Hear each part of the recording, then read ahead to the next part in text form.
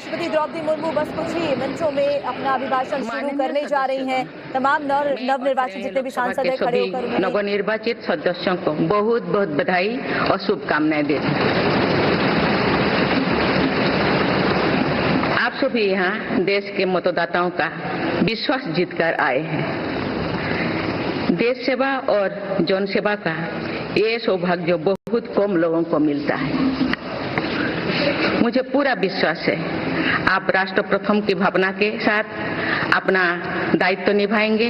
140 करोड़ देशवासियों की आकांक्षाओं की पूर्ति का माध्यम बनेंगे। मैं श्री ओम बिरला जी को लोकसभा के अध्यक्ष की गौरवपूर्ण भूमिका के निर्वहन के लिए शुभकामनाएं देती हूँ। उनके पास सार्वजनिक जीवन का बहुत व्यापक अनुभव है। मुझे विश्वास है कि वे लोकतांत्रिक परंपराओं को अपने कौशल से नई ऊंचाई से देने में सफल होंगे। माननीय सदस्यगण, मैं आज कोटि-कोटि देशवासियों को की तरफ से भारत के चुनाव आयोग का भी आभार व्यक्त करती हूँ। ये दुनिया का सबसे बड़ा चुनाव था। करीब 64 करोड़ मतदाताओं ने उत्साह और उमंग के साथ अपना कर्तव्य निभाया है। इस बार भी महिलाओं ने बढ़ चढ़कर मतदान में हिस्सा लिया है। इस चुनाव की बहुत सुखद तस्वीर जम्मू कश्मीर में भी सामने आए हैं। कश्मीर घाटी में वोटिंग के अनेक दशकों के रिकॉर्ड टूटे हैं। बीते 4 दशकों में कश्मीर में हमने बंद और हड़ताल के बीच कम मतदान का दौर ही देखा था। भारत के दुश्मन इसको वैश्विक मंचों पर जम्मू कश्मीर की राय के रूप में दुष्प्रचारित करते रहे। लेकिन इस बार कश्मीर घाटी ने देश और दुनिया में ऐसे हार ताकत को करारा जवाब दिया है। पहली बार इस लोकसभा चुनाव में घर पर जाकर भी मतदान कराया गया है। मैं लोकसभा चुनाव से जुड़ी हर कर्मी को सराहना करती हूं और अभिनंदन करती हूं। माननीय सदस्यगण, 2024 के लोकसभा चुनाव की चर्चा आज पूरी दुनिया में हो रही है। दुनिया देख रही है कि भारत के लोगों में लगातार तीसरी बार स्थिर और स्पष्ट बहुमत की सरकार बनाई है।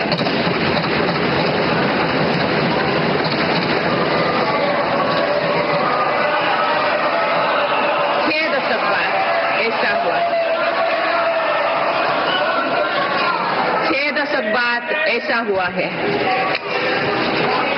ऐसा समय में जो भारत के लोगों की आकांक्षाएं सर्वोच्च स्तर पर है, लोगों ने मेरी सरकार पर लगातार तीसरी बार भरोसा जताया है।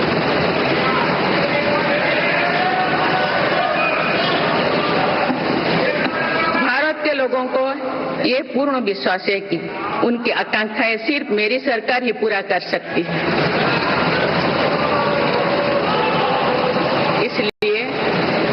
इसलिए 2024 का ये चुनाव नीति, नियत, निष्ठा और निर्णयों पर विश्वास का चुनाव रहा है। मजबूत और निर्णायक सरकार में विश्वास, सुशासन, स्थिरता और निरंतरता में विश्वास, ईमानदारी और कड़ी मेहनत में विश्वास, सुरक्षा और समृद्धि में विश्वास, सरकार की गारंटी और डिलीवरी पर विश्वास, विकसित भारत के संकल्प में विश्वास। मेरी सरकार ने 10 वर्षों से सेवा और सुशासन का जो मिशन चलाया है, ये उस पर मुहर है। ये जनादेश है कि भारत की विकसित बनाने का काम बिना रुके चलता रहे और भारत अपने लक्ष्यों की प्राप्ति करते रहे।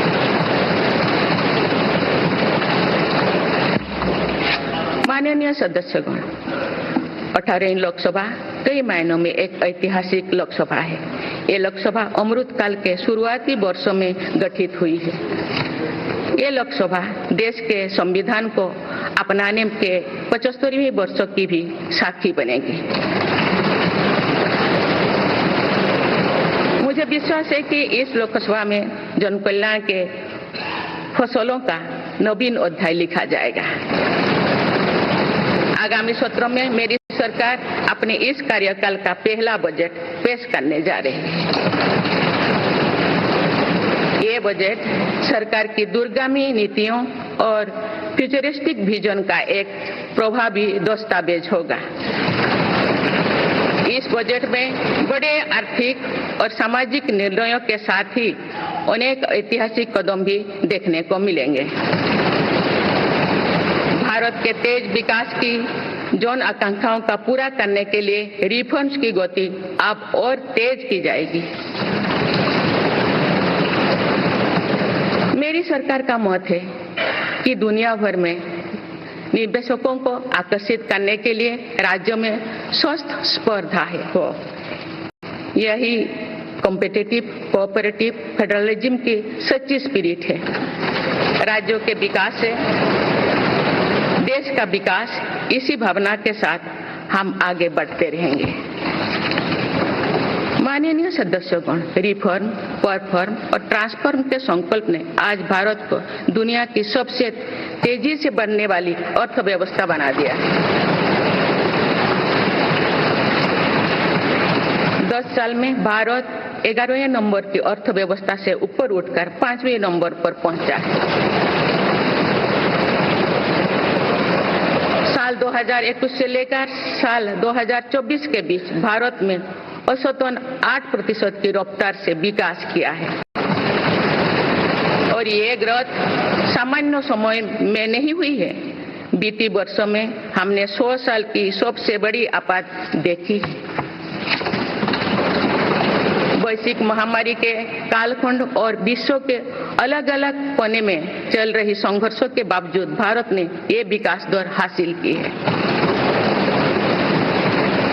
ये बीते 10 साल के रिफॉर्म्स और राष्ट्रहित में के लिए किए गए फैसला के कारण संभव है।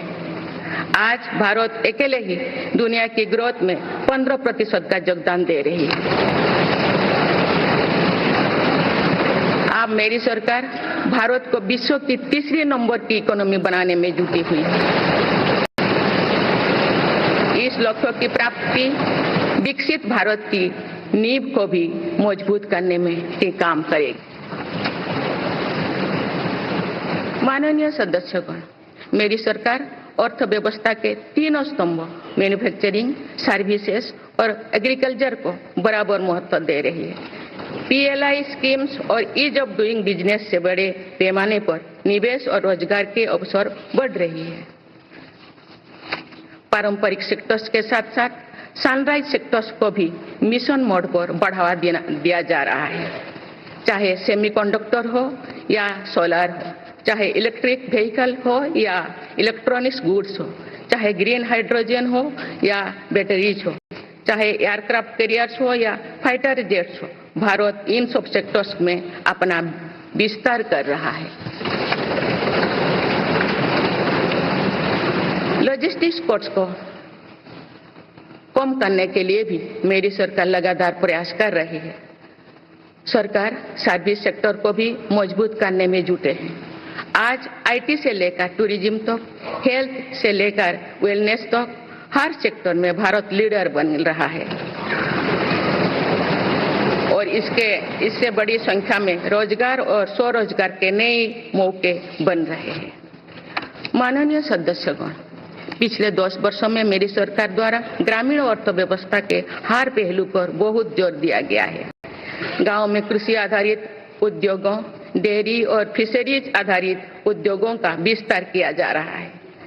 इसमें भी सहकारिता को प्राथमिकता दी गई है। सरकार किसानों उत्पाद संघ, FPO और FACTS जैसे सरकारी संगठनों का एक बड़ा नेटवर्क बना रही है। छोटे किसानों की बड़ी समस्या भंडारण से जुड़े होती है, इसलिए मेरी सरकार ने सहकारिता क्षेत्र में दुनिया की सबसे बड़ी भंडारण योजना पर काम शुरू कर चुकी है। किसान अपने छोटे खर्चे पूरे करने के लिए इसके लिए पीएम किसान सम्मान निधि के तहत उन्हें 3,20,000 करोड़ रुपये से ज्यादा राशि दे सकते। मेरी सरकार के नई कार्यकाल के शुरुआत दिनों से ही किसानों को 20,000 करोड़ रुपया से अधिक की राशि ट्रांसफर की जा चुकी है। सरकार ने खरीफ फसलों के लिए एमएसपी में भी रिकॉर्ड वृद्धि की है। माननीय सदस्यगण, आज का भारत अपनी वर्तमान जरूरतों को ध्यान में रखते हुए अपनी कृषि व्यवस्था में बदलाव कर रहा है। हम ज्यादा से ज्यादा आत्मनिर्भर हो और ज्यादा से ज्यादा निर्यात से किसानों की आमदनी बढ़े, इस सोच के साथ नीतियां बनाई गई है, निर्णय लिए गए हैं। जैसे भारत दलहन और तिलहन में दूसरे देशों पर निर्भरता कम करने के लिए देश के किसानों को हर संभव मदद दे रहे हैं। ग्लोबल मार्केट में किस तरह के फूड प्रोडक्ट की डिमांड ज्यादा है, इसके आधार पर नई रणनीति बनाई जा रही है। आजकल ऑर्गेनिक उत्पादों को लेकर दुनिया में डिमांड तेजी से बढ़ रही है। भारत के किसानों के पास इस डिमांड को पूरा करने के पूरा भरपूर क्षमता है। इसलिए सरकार प्राकृतिक खेती और इससे जुड़ी उत्पादों की सप्लाई चेन को सशक्त कर रही है। ऐसे प्रयासों से किसानों का खेती पर होने वाला खर्च भी कम होगा और उनकी आय भी और बढ़ेगी। माननीय सदस्यगण, आज का भारत दुनिया की चुनौतियां बढ़ाने के लिए नहीं बल्कि दुनिया को समाधान देने के लिए माना जाता है। विश्व बंधु के तौर पर भारत ने अनेक वैश्विक समस्याओं के समाधान को लेकर पहल की है। जलवायु परिवर्तन से लेकर खाद्य सुरक्षा तक, पोषण से लेकर सस्टेनेबल एग्रीकल्चर तक हम अनेक समाधान दे रहे हैं। हमारे मोटे अनाज श्री अन्न की पहुंच सुपर फूड के तौर पर दुनिया के कोने कोने में हो, इसके लिए भी अभियान चल रहा है। भारत की पहल पर पूरी दुनिया ने वर्ष 2023 में इंटरनेशनल मिलेट्स ईयर मनाया है। आपने देखा है हाल ही में पूरी दुनिया ने अंतर्राष्ट्रीय योग दिवस भी मनाया है। भारत की इस महान परंपरा की प्रतिष्ठा विश्व में लगातार बढ़ रही है। योग और आयुष को बढ़ावा देकर भारत एक स्वस्थ विश्व के निर्माण में मदद कर रही है। मेरी सरकार ने रिन्यूएबल एनर्जी क्षमता भी कई गुना बढ़ाई है। हम जलवायु से जुड़े लक्ष्यों को निर्धारित समय से पहले प्राप्त करने की दिशा दिखा रहा है। नेट जीरो के लिए आज भारत के प्रयास कई दूसरे देशों को प्रेरित कर रहे हैं। इंटरनेशनल सोलर अलायंस जैसे पहल पर आज रिकॉर्ड संख्या में दुनिया के देश हमारे साथ जुड़े हैं। माननीय सदस्यगण, आने वाला समय ग्रीन एरा यानी हरित युग का है। मेरी सरकार इसके लिए भी हर जरूरी कदम उठा रही है। हम हरित उद्योगों पर निवेश बढ़ा रहे हैं, जिससे ग्रीन जॉब्स भी बढ़े हैं। ग्रीन एनर्जी हो या फिर ग्रीन मोबिलिटी, हर मोर्चे पर हम बड़े लक्ष्यों के साथ काम कर रहे हैं। मेरी सरकार अपने शहरों को दुनिया के बेहतरीन लिविंग स्पेस बनाने के लिए भी प्रतिबद्ध है। प्रदूषण से मुक्त, साफ सुथरे और सुविधा युक्त शहरों में रहना भारत के नागरिकों का हक है। विशेष रूप से छोटी शहरें और कस्बे में बीते 10 वर्षों से अभूतपूर्व निवेश किया गया है। भारत में आज दुनिया का तीसरे सबसे बड़ा डोमेस्टिक एविएशन मार्केट है।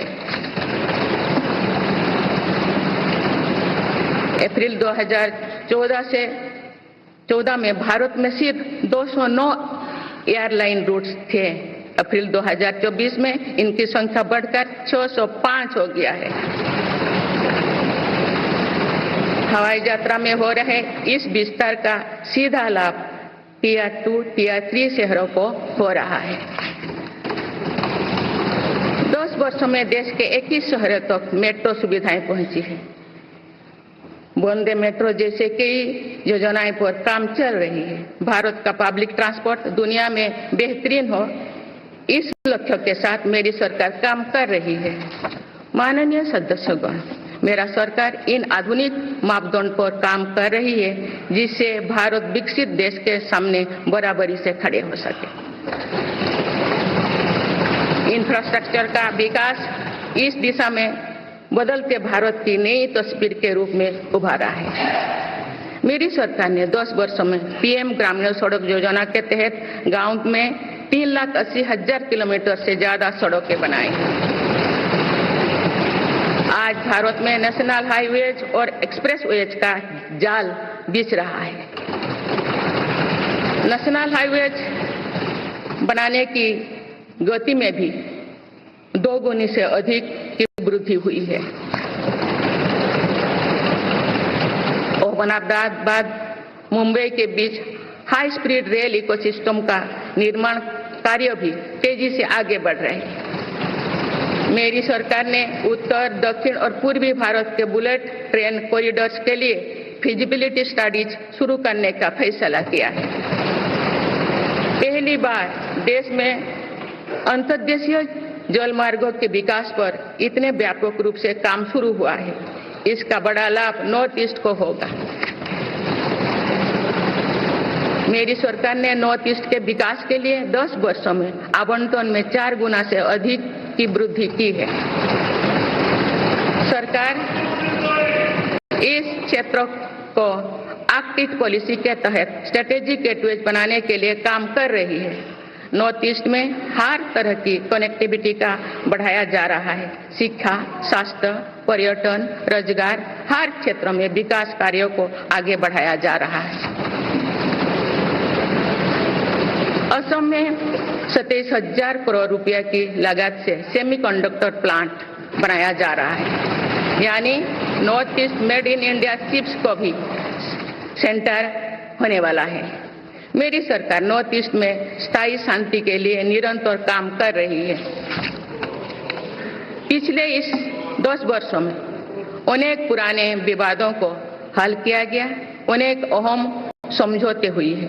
नॉर्थ ईस्ट में अशांत क्षेत्रों में तेज विकास करके चरणबद्ध तरीके से अफवाह हटाने का काम भी जारी है। देश के हर क्षेत्रों में विकास के ये नए आयाम भारत के भविष्य का उद्घोष कर रहे हैं। माननीय सदस्य, वुमेन लेड डेवलपमेंट के लिए समर्पित मेरी सरकार ने महिला सशक्तिकरण के एक नई युग की शुरुआत की है। देश की नारी शक्ति लंबे समय तक लोकसभा और विधानसभा में अधिक भागीदारी की मांग कर रही थी। आप उनके पास नारी शक्ति बंधन अधिनियम की ताकत है। सरकार की योजनाओं की वजह से पिछले 1 दशक में महिलाओं का आर्थिक सामर्थ्य बढ़ा है। आप जानते हैं कि बीते 10 वर्षों में बने 4 करोड़ पीएम आवास में से ज्यादातर महिलाओं के नाम ही आवंटित हुई है। आप तीसरी कार्यकाल के शुरुआत में ही सरकार ने 3 करोड़ नए घर बनाने की स्वीकृति दे दी है।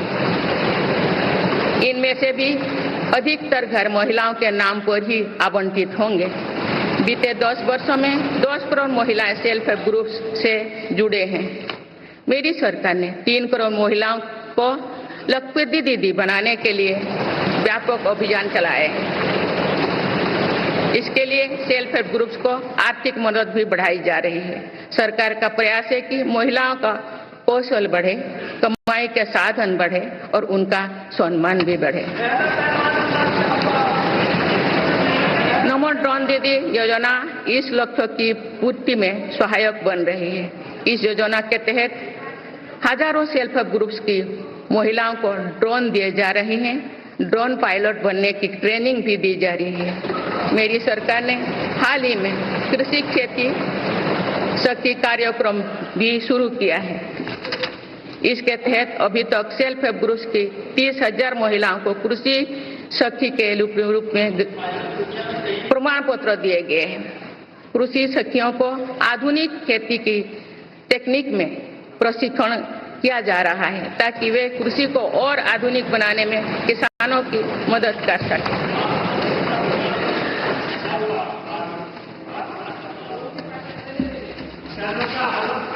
माननीय सदस्यगण,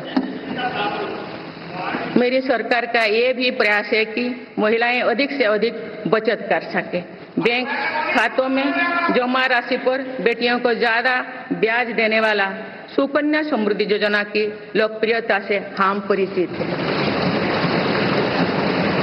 मुफ्त राशन और सस्ते गैस सिलेंडर की योजना से महिलाओं को बहुत लाभ हो रहा है। अब मेरी सरकार बिजली का बिल जीरो करने और बिजली बेचकर कमाई करने की योजना भी लाई है। पीएम सूर्यघर मुफ्त बिजली योजना के तहत घर की छत पर सोलर पैनल लगाए जा रहे हैं। इसके लिए मेरी सरकार प्रति परिवार 78,000 रुपया तक की मदद कर रही है। इतने कम समय में 1 करोड़ से ज्यादा परिवार इन योजना में रजिस्टर कर चुके हैं। जिन घरों में सोलर पैनल लग चुके हैं, अब वहां बिजली का बिल जीरो हो गया है। माननीय सदस्यगण, विकसित भारत का निर्माण तभी संभव है जब देश के गरीब, युवा, नारी शक्ति और किसान सशक्त होंगे। इसलिए मेरी सरकार की योजनाओं में सर्वोच्च प्राथमिकता इन्हीं 4 स्तंभों को दी जा रही है। हमारी कोशिश इन तो हर सरकारी योजना का लाभ पहुंचाने की है और यही सैचुरेशन की अप्रोच भी है। जो भारत इस इच्छा शक्ति के साथ काम कर रही है कि सरकारी योजना से एक भी व्यक्ति छूटे नहीं, तो इसका लाभ सभी को होता है। सरकार की योजनाओं एवं सैचुरेशन अप्रोच के कारण ही 10 वर्षों में 25 करोड़ भारतीय गरीबी से बाहर निकले। इसमें अनुसूचित जाति, अनुसूचित जनजाति, पिछले वर्ग, हर समाज, हर क्षेत्र के परिवार है। 10 वर्षों में लास्ट माइल डिलीवरी पर फोकस ने इन वर्गों का जीवन बदल दिया है। विशेषकर आदिवासी समाज में ये बदलाव और भी स्पष्ट नजर आ रहा है। 24,000 करोड़ रुपया से अधिक की पीएम जनमन जैसी योजना आज अति पिछड़े जनजातीय समूह के उत्थान का माध्यम बन रही है। सरकार पीएम सूरज पटल के माध्यम से वंचित वर्गों तक आजीविका के अवसरों को पहुंचाने के लिए सुलभ ऋण भी उपलब्ध करा रही है। मेरी सरकार दिव्यांग भाइयों और बहनों के लिए किफायती और स्वदेशी सहायक उपकरण विकसित कर रही है। देश भर में प्रधानमंत्री दिव्यांशा केंद्रों का भी विस्तार किया जा रहा है। वंचितों की सेवा का ये संकल्प ही सच्चा सामाजिक न्याय है। माननीय सदस्यगण, देश की श्रम शक्ति के सम्मान के लिए श्रमिक बंधुओं का कल्याण और सशक्तिकरण मेरी सरकार की प्राथमिकता है। मेरी सरकार श्रमिकों के लिए सामाजिक सुरक्षा योजनाओं को एकीकृत कर रही है। डिजिटल इंडिया तथा डाकघरों के नेटवर्क का उपयोग करके दुर्घटना और जीवन बीमा के कवरेज को बढ़ाने का काम हो रहा है। पीएम स्वनिधि का विस्तार किया जाएगा और ग्रामीणों और सेमी अर्बन क्षेत्रों के रेहड़ी पटरी वाले भाइयों बहनों को भी इसके दायरे में लाया जाएगा।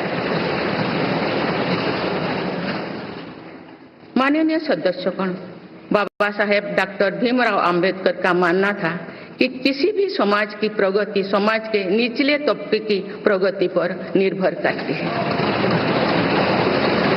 पिछले 10 वर्षों में राष्ट्र की उपलब्धियों और विकास का आधार गरीब का सशक्तिकरण रहा है।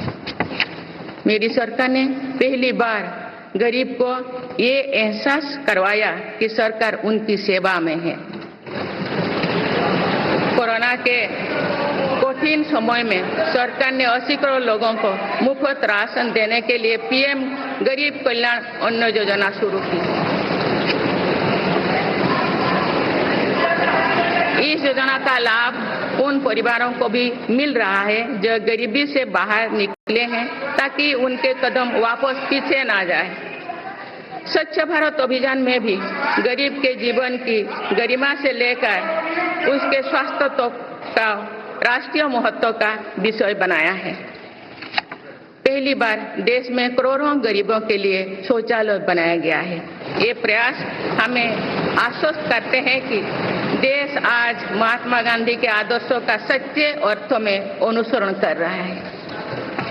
मेरी सरकार 55 करोड़ लाभार्थियों को आयुष्मान भारत योजना के तहत मुफ्त स्वास्थ्य सेवाएं भी उपलब्ध करवाए हैं। देश में 25,000 जन औषधि केंद्रों को खोलने का काम भी तेजी से चल रहा है।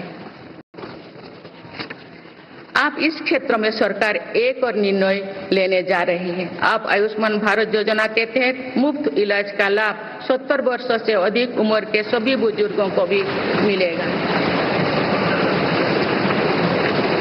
माननीय सदस्यगण, अक्सर विरोधपूर्वक मानसिकता और संकीर्ण स्वार्थ के कारण लोकतंत्र की मूल भावना का बहुत अहित हुआ है। इसका प्रभाव संसदीय प्रणाली पर भी पड़ता है और देश की विकास यात्रा पर भी पड़ता है। देश में कई दशकों तक अस्थिर सरकार के दौर में कई सरकारें चाहते हुए भी ना रिफॉर्म कर पाई और ना ही आवश्यक निर्णय ले पाए। भारत की जनता ने निर्णायक बनकर इस स्थिति को बदला है। बीते 10 वर्षों में ऐसे अनेक रिफॉर्म्स हुई है जिनका बहुत लाभ देश को आज मिल रहा है।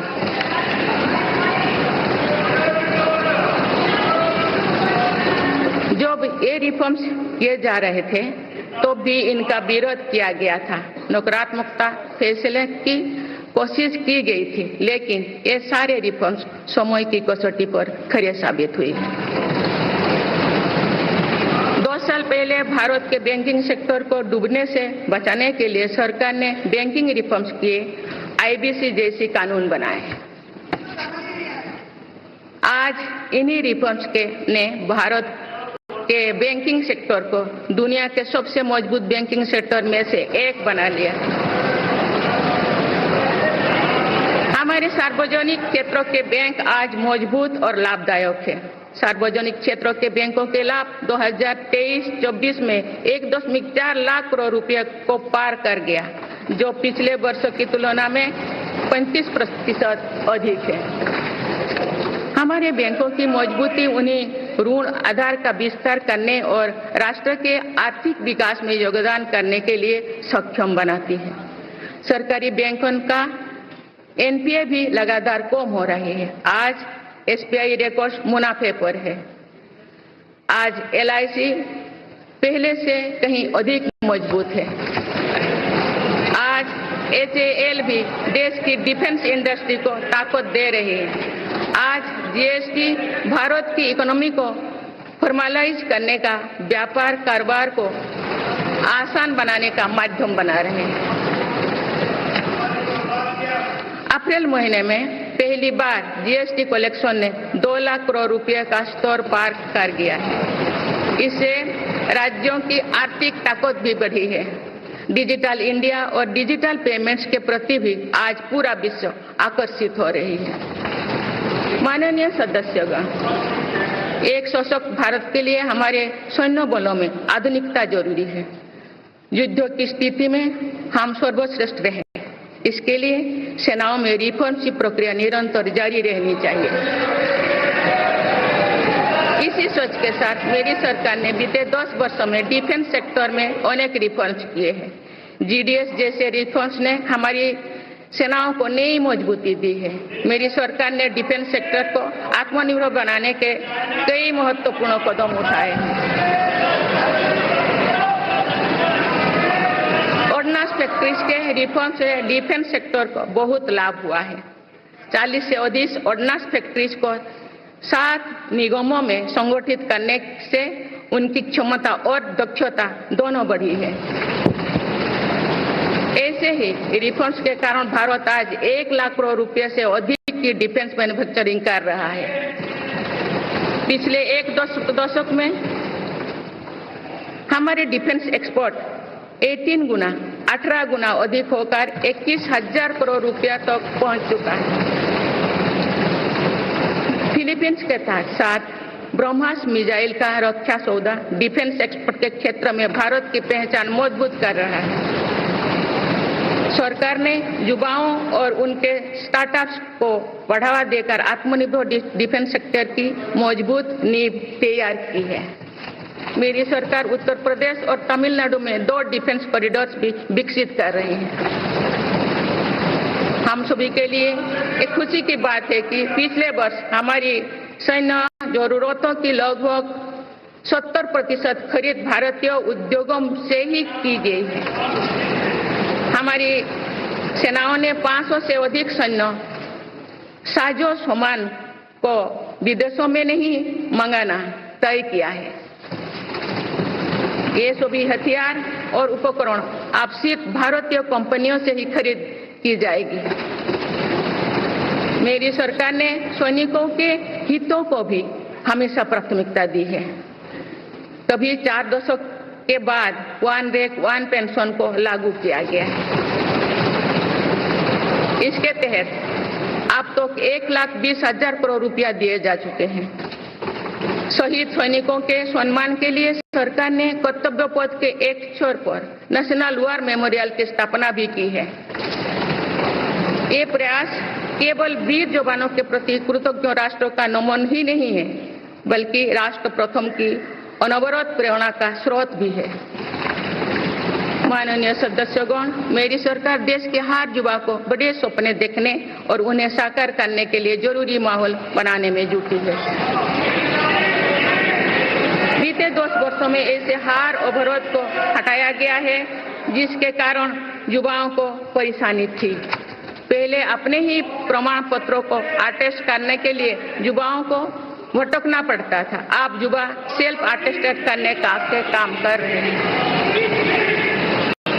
केंद्र सरकार की ग्रुप सी ग्रुप डी भर्तियों से इंटरव्यू को खत्म किया गया है।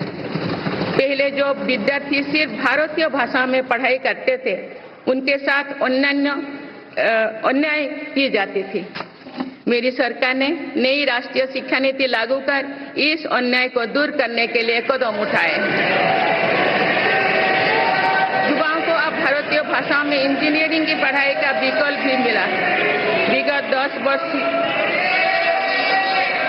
में देश में 7 नई IIT, 16 ट्रिपल IIT, 7 IIM, 15 नए एम्स, 315 मेडिकल कॉलेज और 390 विश्वविद्यालय स्थापित किया गया है। मेरी सरकार इन संस्थानों को और मजबूत बनाकर आवश्यकता के अनुसार इनकी संस्था को भी बढ़ाएंगे।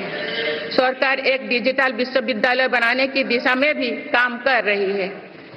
अटल टिंकरिंग लैब्स, स्टार्टअप इंडिया और स्टैंडअप इंडिया जैसे अभियान हमारे युवाओं का सामर्थ्य बढ़ा रहे हैं। इन्हीं प्रयासों से आज भारत दुनिया का तीसरा सबसे बड़ा स्टार्टअप इकोसिस्टम बन चुका है। माननीय सदस्यगण, सरकार का ये निरंतर प्रयास है कि देश के युवाओं को अपनी प्रतिभा दिखाने का उचित अवसर मिले। सरकारी भर्ती हो या फिर परीक्षाएं, सुनिए, परीक्षाएं किसी भी कारण से इनमें रुकावट आए, ये उचित नहीं है। इनमें शुचिता और पारदर्शिता बहुत जरूरी है। हाल ही में कुछ परीक्षाओं में हुई पेपर लीक की घटनाओं की निष्पक्ष जांच और दोषियों को कड़ी से कड़ी सजा दिलवाने के लिए मेरी सरकार प्रतिबद्ध है। हमारे इससे पहले भी हमने देखा है कि कई राज्यों में पेपर लीक की घटनाएं होती रही है। इस पर दलीय राजनीति से ऊपर उठकर देशव्यापी ठोस उपाय करने की जरूरत है। संसद ने भी परीक्षा में होने वाली गड़बड़ियों के विरुद्ध एक सख्त कानून बनाया है। मेरी सरकार परीक्षाओं से जुड़ी संस्थाओं, उनके कामकाज के तरीके, परीक्षा प्रक्रिया सभी में बड़ी सुधार करने की दिशा में काम कर रही है। माननीय सदस्यगण, मेरी सरकार ने युवाओं की राष्ट्र निर्माण में भागीदारी और बढ़ाने के लिए मेरा युवा भारत माय भारत अभियान की शुरुआत भी की है। इसमें अब तक 1.5 करोड़ से अधिक युवाओं का पंजीकरण हो चुका है। इस पहल से युवाओं में नेतृत्व कौशल और सेवा भावना का बीजारोपण होगा। आज हमारे युवाओं को खेलों में भी आगे बढ़ने के नए अवसर मिल रहे हैं। मेरी सरकार के प्रभावी प्रयासों का परिणाम है कि भारत के युवा खिलाड़ी वैश्विक मंचों पर रिकॉर्ड संख्या में मेडल्स जीत रहे हैं। कुछ ही दिनों बाद पेरिस ओलंपिक्स में भी शुरू होने वाले जा रहे हैं। ओलंपिक्स में देश का प्रतिनिधित्व करने वाले हर खिलाड़ी पर हमें गर्व है। मैं उन्हें अपनी शुभकामनाएं देती हूँ। इन उपलब्धियों को और आगे ले जाने के लिए भारतीय ओलंपिक संघ 2036 ओलंपिक्स खेलों की मेजबानी की तैयारी भी कर रही है। माननीय सदस्यगण, जुलाई की 1 तारीख से देश में भारतीय न्याय संहिता भी लागू हो जाएगी।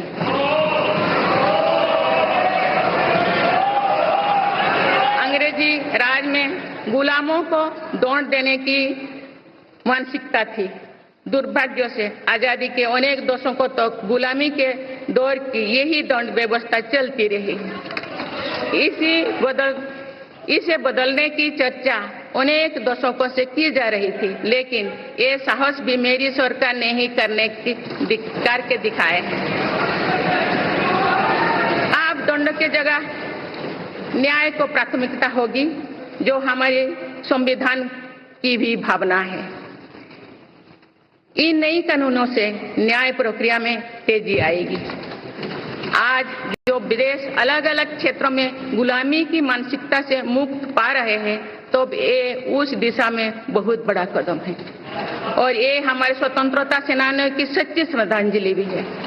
मेरा सरकार ने सीएए कानून के तहत शरणार्थियों को नागरिकता देना शुरू कर दिया है।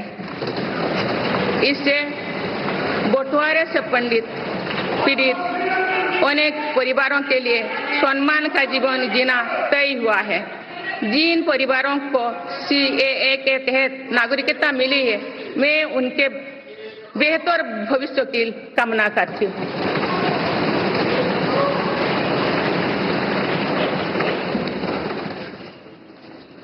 माननीय सदस्यगण, मेरी सरकार भविष्य निर्माण के प्रयासों के साथ ही भारतीय संस्कृति के वैभव और विरासत को फिर से स्थापित कर रही है। हाल में नालंदा यूनिवर्सिटी के भव्य कैंपस के रूप में इसमें एक नया अध्याय जुड़ा है। नालंदा सिर्फ एक यूनिवर्सिटी मात्र नहीं थी, बल्कि ये वैश्विक ज्ञान केंद्र के रूप में भारतीय गौरवशाली अतीत का प्रमाण थी। मुझे विश्वास है कि नई नालंदा यूनिवर्सिटी भारत को ग्लोबल नॉलेज हब बनाने में सहायक सिद्ध होगी। मेरी सरकार का ये प्रयास है कि भावी पीढ़ियों को हजारों वर्षों की हमारी विरासत प्रेरणा देती है। इसलिए पूरे देश में तीर्थस्थलों को, आस्था और आध्यात्म के केंद्रों को सजाया संवारा जा रहा है। माननीय सदस्यगण, मेरी सरकार विकास के साथ ही विरासत पर भी उतना ही गर्व करते हुए काम कर रही है। विरासत पर गर्व का ये संकल्प आज अनुसूचित जाति, अनुसूचित जनजाति, वंचित वर्ग और सर्व समाज के गौरव का प्रतीक बन रहा है। मेरी सरकार ने भगवान बिरसा मुंडा के जन्म दिवस को जनजातीय गौरव दिवस के रूप में मनाने की शुरुआत की है। अब अगले वर्ष भगवान बिरसा मुंडा की 150वीं जयंती के पूरे देश में धूमधाम से मनाया जाएगा। देश रानी दुर्गावती की 500वीं जयंती को भी व्यापक स्तर पर मना रहा है। पिछले महीने ही देश ने रानी अहिल्याबाई होलकर की 300वीं जयंती का साल भर चलने वाला महोत्सव भी शुरू किया गया है। इससे पहले सरकार गुरु नानक देव जी का 550वां और गुरु गोविंद सिंह जी का 350वां प्रकाश पर्व भी धूमधाम से मना चुके हैं। एक भारत श्रेष्ठ भारत के भाव से काशी तमिल संगमम, सौराष्ट्र तमिल संगमम जैसी उत्सवों की परिपाटी भी मेरी ही सरकार ने शुरू की है। इन आयोजनों से हमारी नई पीढ़ियों को राष्ट्र निर्माण की प्रेरणा मिलती है और राष्ट्र पर गौरव का भाव और मजबूत होता है। माननीय सदस्यगण, हमारी सफलताएं हमारी साझी धरोहर है, इसीलिए उन्हें अपनाने में संकोच नहीं, स्वाभिमान होना चाहिए। आज अनेक सेक्टर्स में भारत बहुत अच्छा प्रदर्शन कर रहा है। ये उपलब्धियां हमें हमारी प्रगति और सफलताओं पर गर्व करने की अपार अवसर देती है। जो भारत डिजिटल पेमेंट्स के मामले में दुनिया में अच्छा प्रदर्शन करता है तो हमें गर्व होना चाहिए। जो भारत के वैज्ञानिक चंद्रयान को चंद्रमा के दक्षिणी ध्रुव पर सफलता से उतारते हैं तो हमें गर्व होना चाहिए। जो भारत दुनिया की सबसे तेज बढ़ती इकोनॉमी बनता है तो हमें गर्व होना चाहिए। जो भारत इतना बड़ा चुनाव अभियान बिना बड़ी हिंसा और अराजकता से पूरा कराए तो भी हमें गर्व होना चाहिए। आज पूरा विश्व हमें मदर ऑफ डेमोक्रेसी के रूप में सम्मान देता है। भारत के लोगों ने हमेशा लोकतंत्र के प्रति अपना पूर्ण विश्वास प्रकट किया है। चुनाव से जुड़ी संस्थाओं पर पूरा भरोसा जताया है। स्वस्थ लोकतंत्र को बनाए रखने के लिए हमें इस विश्वास को सहेज कर रखना है, इसकी रक्षा भी करना है। हमें याद रखना होगा, लोकतांत्रिक संस्थाओं और चुनावी प्रक्रिया पर लोगों के विश्वास को चोट पहुंचाना उसी डाल को काटना जैसे जिस पर हम सब बैठे हैं। हमारे लोकतंत्रों की विश्वसनीयता को ठेस पहुंचाने की हर कोशिश की सामूहिक आलोचना होना चाहिए। हम सभी को वो दौर याद है जो बैलेट पेपर छीन लिया जाता था, लूट लिया जाता था। मतदान प्रक्रिया को सुरक्षित बनाने के लिए ईवीएम को अपनाने का फैसला किया गया था। पिछले कई दशकों में ईवीएम में सुप्रीम कोर्ट से लेकर जनता की अदालत तक हर कसौटी को पार किया है। माननीय सदस्यगण, मैं आप सभी सदस्यों से अपनी कुछ और चिंताएं भी साझा करना चाहती हूँ। मैं चाहूंगी कि आप सभी इन विषयों पर चिंतन मनन करके इन विषयों पर ठोस और सकारात्मक परिणाम देश को दें। आज की संचार क्रांति के युग है। मैं विघटनकारी ताकतें लोकतंत्र को कमजोर करने और समाज में दरार डालने की साजिश रच रहे हैं। ये ताकतें देश के भीतर भी है और देश के बाहर भी संचालित हो रहे हैं। इसके द्वारा अफवाह फैलाने का, जनता को भ्रम में डालने का, मिस इन्फॉर्मेशन का सहारा लिया जा रहा है। इस स्थिति को ऐसे ही बेरोक टोक नहीं चलने दिया जा सकता है। आज के समय में टेक्नोलॉजी हर दिन और उन्नत हो रही है। ऐसे में मानवता के विरुद्ध इनका गलत उपयोग बहुत घातक है।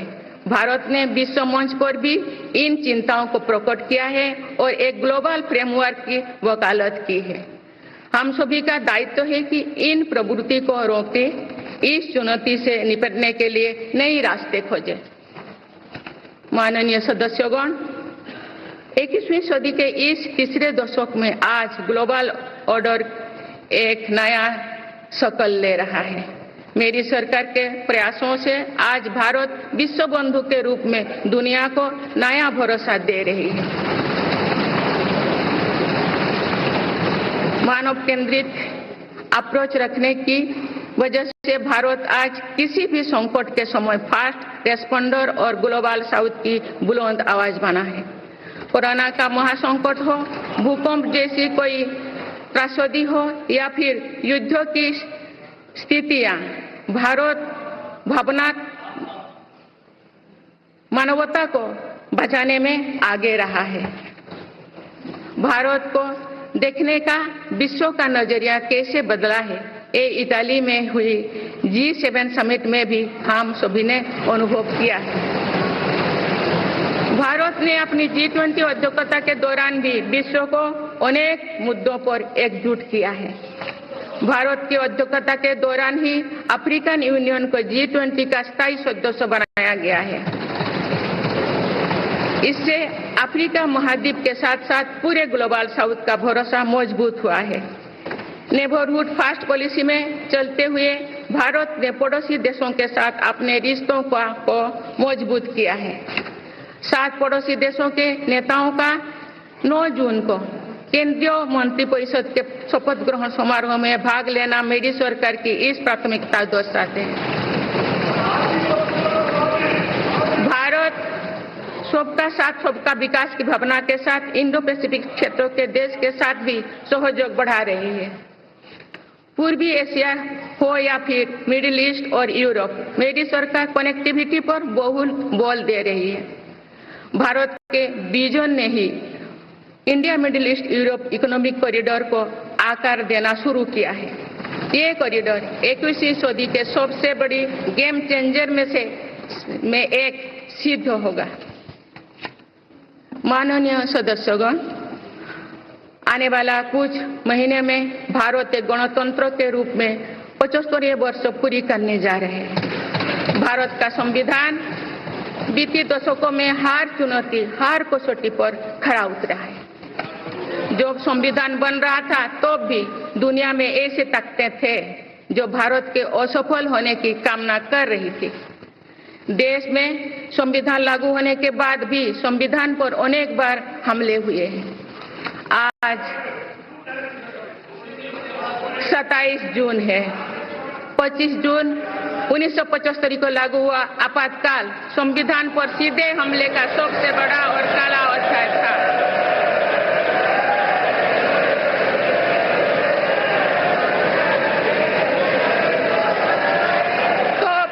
देश में हाहाकार मच गया था, लेकिन ऐसी असंवैधानिक ताकतों पर देश ने विजय प्राप्त करके दिखाया, क्योंकि भारत के मूल में गणतंत्र की परंपराएं रही है। मेरी सरकार भी भारत के संविधान को सिर्फ राजकाज का माध्यम भर नहीं मानती, बल्कि हमारा संविधान जन चेतना का हिस्सा हो, इसके लिए हम प्रयास कर रहे हैं। इसी ध्येय के साथ मेरी सरकार ने 26 नवंबर को संविधान दिवस के रूप में मानना शुरू किया है। आप भारत के उस भूभाग हमारे जम्मू कश्मीर में भी संविधान पूरी तरह लागू हो गया है, जहां आर्टिकल 370 की वजह से स्थितियां कुछ और थी। माननीय सदस्यगण,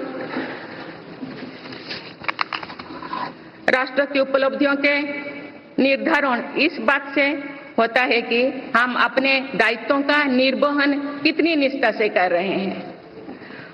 18 लोकसभा में कई नए सदस्य पहली बार संसदीय प्रणाली का हिस्सा बने हैं।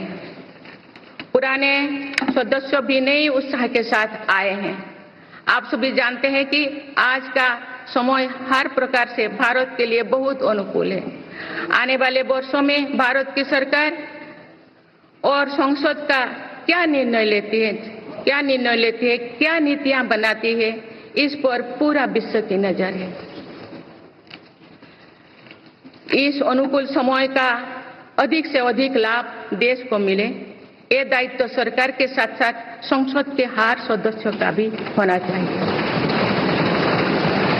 पिछले 10 वर्षों में जो रिफॉर्म्स हुई है, जो नया आत्मविश्वास देश में आया है, इससे हम विकसित भारत बनाने के लिए नई गति प्राप्त कर चुके हैं।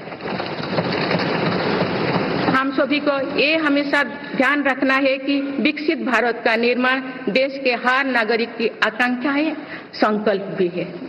इस संकल्प की सिद्धि में अवरोध पैदा ना हो, ये हम सभी का दायित्व है भी, कर्तव्य भी है। नीतियों का विरोध और संसदीय कामकाज का विरोध दो भिन्न बातें हैं। जब संसद सुचारू रूप से चलती है, जब यहाँ स्वस्थ चर्चा परिचर्चा होती है, जब दूरगामी निर्णय होते हैं, तब लोगों का विश्वास सिर्फ सरकार ही नहीं, पूरी व्यवस्था पर बनता है। इसीलिए मुझे भरोसा है कि संसद के पल पल का सदुपयोग होगा, जनहित को प्राथमिकता मिलेगा। माननीय सदस्यगण, हमारे वेदों में हमारे ऋषियों ने हमें कुछ नीति बाणी दिए हैं, जैसे कि समान मंत्र हो, समिति ही समानी, की प्रेरणा दी है। अर्थात हम एक समान विचार और लक्ष्य लेकर एक साथ काम करें, यही इस संसद की मूल भावना है। इसलिए जब भारत तीसरी नंबर की इकोनॉमी बनेगा तो देश की इस सफलता में आपकी भी सहभागिता होगी। हम जब 2027 में आजादी की शताब्दी का उत्सव विकसित भारत के रूप में मनाएंगे तो इस पीढ़ी को भी श्रेय मिलेगा। आज हमारे युवाओं में जो सामर्थ्य है, आज हमारे संकल्प में जो निष्ठा है, हमारी जो असंभव सी लगने वाली उपलब्धियां है, ये इस बात का प्रमाण है कि आने वाला दौर भारत का दौर है। ये सदी भारत की सदी है और इसका प्रभाव आने वाली 1000 वर्ष तक रहेगा। आइए हम सब मिलकर पूर्ण कर्तव्यनिष्ठा के साथ राष्ट्रीय संकल्पों की सिद्धि में जुट जाएं, विकसित भारत बनाएं। आप सभी को मेरा बहुत बहुत बहुत शुभकामनाएं। धन्यवाद। जय हिंद, जय भारत।